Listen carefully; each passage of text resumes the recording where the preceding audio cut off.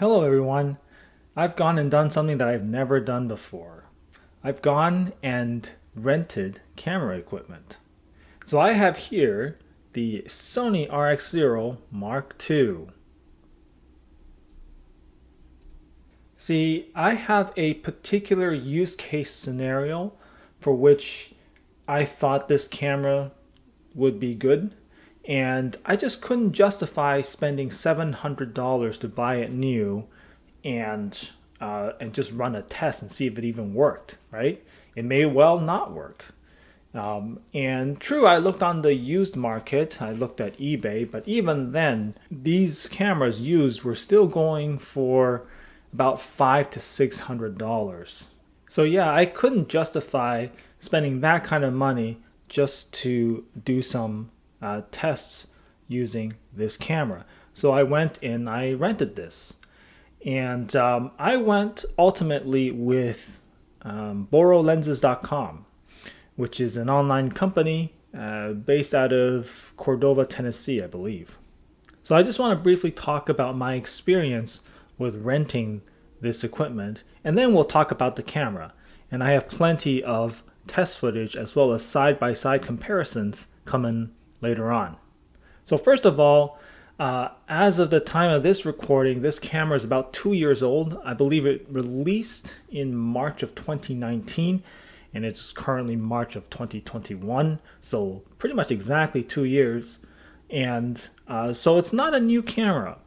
And so thankfully, renting it wasn't too expensive. I rented it for 7 days, and it cost $55. I thought the price was fairly reasonable.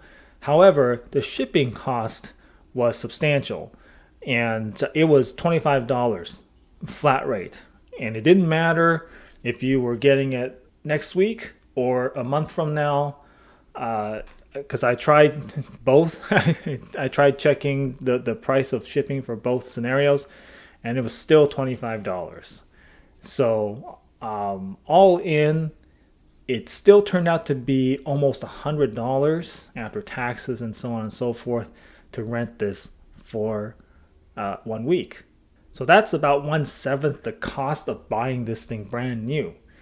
I still found that was acceptable, better than spending $700 and then finding out that this camera didn't work for my purposes.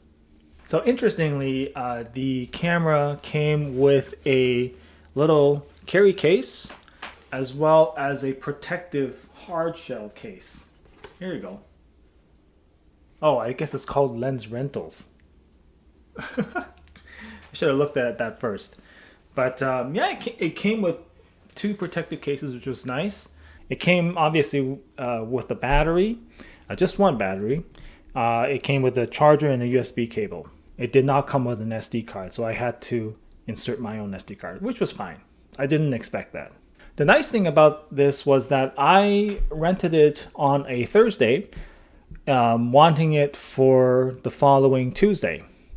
And the camera actually arrived early. It arrived on the Saturday. So I had a couple extra days to test out this camera. I will be returning it sometime this weekend, and I can put it back in the box that it came in, and they provided packing tape as well as a shipping label. So that's fantastic.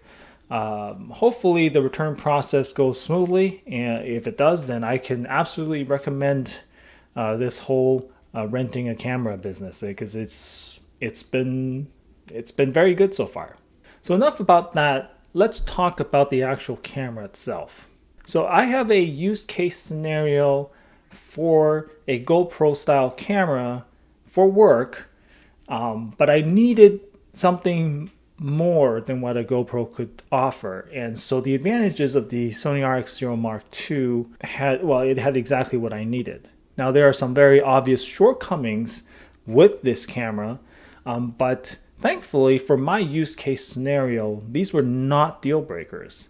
So let's go and talk about what these advantages and shortcomings are.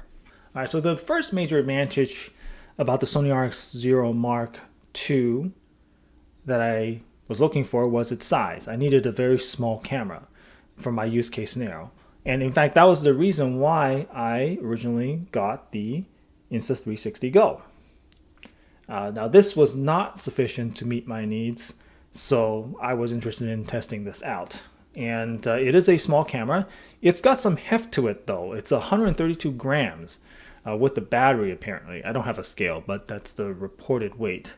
And it feels pretty solid. Like if you threw this at somebody, it would hurt. So it is decently heavy. And so even though it is small, I did find mounting it to still be a little bit tricky because I needed it to be about face and eye level.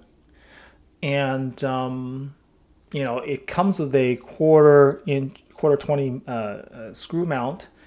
And I have this little Gorilla Pod that I used.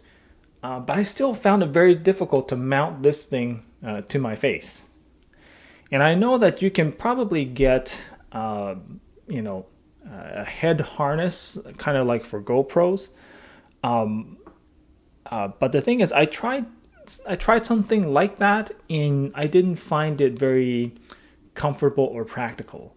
I didn't want to specifically buy GoPro legs and a specific GoPro style head mount for a camera that I didn't even own. I also don't own any GoPros. So I tried using this on this and attaching it to a different head harness that I had.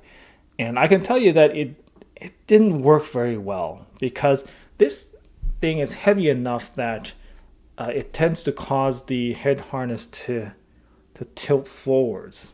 So that's number one. The size was great, but mounting was still a bit of a problem, as it always is with these sort of GoPro style cameras.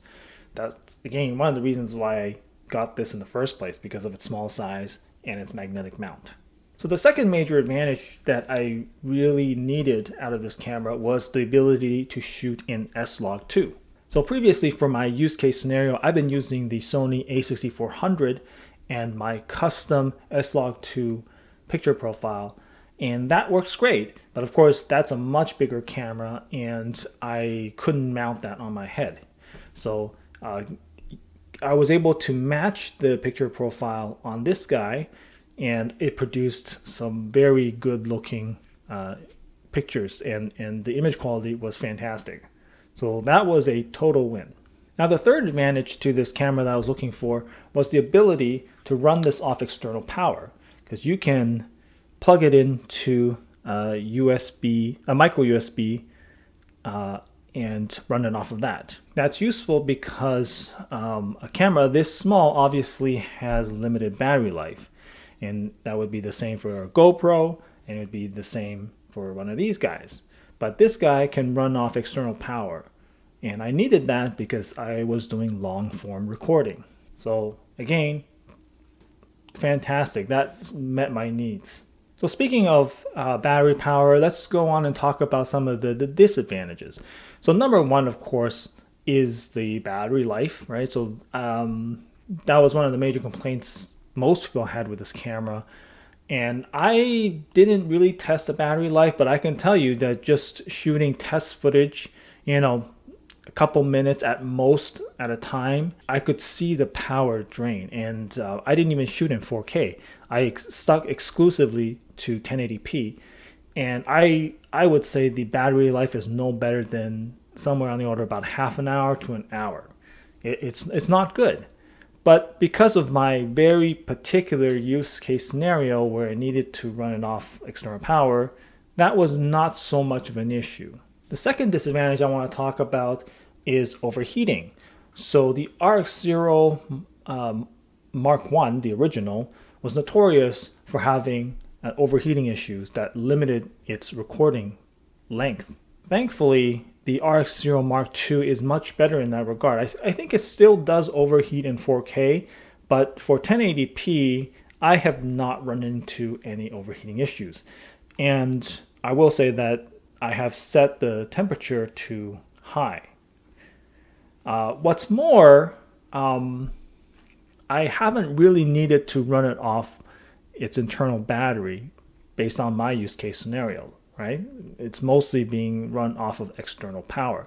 So that might have something to do with it, on top of the fact that I only shot 1080p. And I'm happy to say, if you plug this thing into external power, you can get over 4.5 hours of continuous recording without any overheating issues. And I say over 4.5 hours because that's as long as I care to run that test for. I'm going to show you the footage here. It was shot in real time and sped up. So it wasn't a time-lapse recording or anything. It was just a normal recording running for 4.5 hours that I sped up. And it was plugged into external power, and I didn't see any overheating. And after 4.5 hours, I just got bored and stopped it. Now that said, if you touch the camera, it still felt pretty hot. So it's not like, there wasn't any heating issues going on. It did get hot, but not enough to stop the recording. So another advantage that a lot of people talk about with regards to the RX0 is the focal length.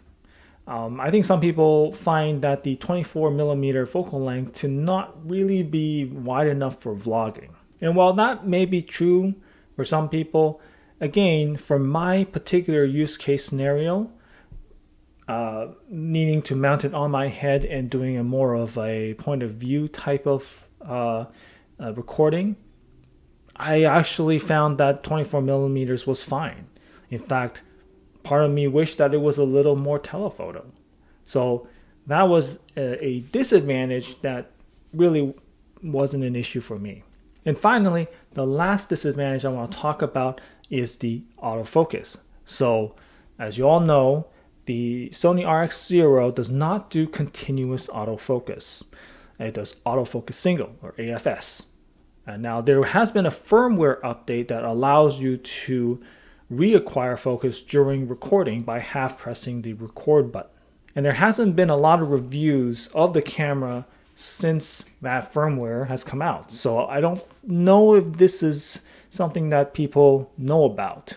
So yes, you can't do continuous autofocus, but you can once in a while half press the record button to reacquire focus. And the autofocus system is very good, like most modern Sony cameras.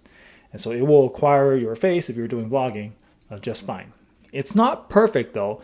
I have found, for example, I do have footage showing nighttime low light recording where it missed focus. And it's hard to judge focus when you're looking at such a small screen on the back of the camera. So those are the major points I wanted to say about the RX0 Mark II for my particular use case scenario.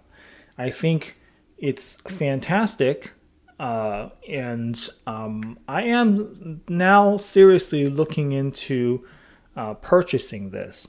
But of course, I am looking for a good price on a used version, because I think $700 is way too much money for something like this. And even though the image quality is what I'm looking for, I'm still not quite sure how to mount this on my face. And part of me hopes that there will be a Mark III version coming soon, which will address some of the shortcomings in this camera, but who knows. So the next thing I'll talk about is vlogging. So I didn't really use this for vlogging. I didn't really get this for vlogging. But if I did buy this camera, I could potentially use it for vlogging. It would certainly be a lot lighter and easier than carrying around my A6400. So I did some test shots, and I'll show some side-by-sides comparing this to the A6400. And for the A6400, I used the kit lens. So with a maximum aperture of 3.5, it is much closer to the fixed f4 on this camera. And for both, I've also shot in S-Log2, my custom S-Log2 picture profile. I think what you'll see is that the RX0 Mark II holds up pretty well, except when the sun starts to set and you start running into low light conditions. That's where the RX0 really struggles, not just with colors and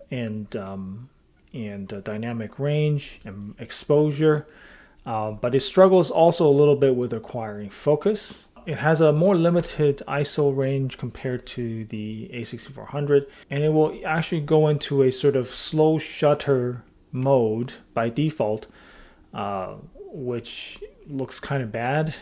So even though I was shooting at 30 frames a second, it did drop the shutter speed to 1/15th of a second.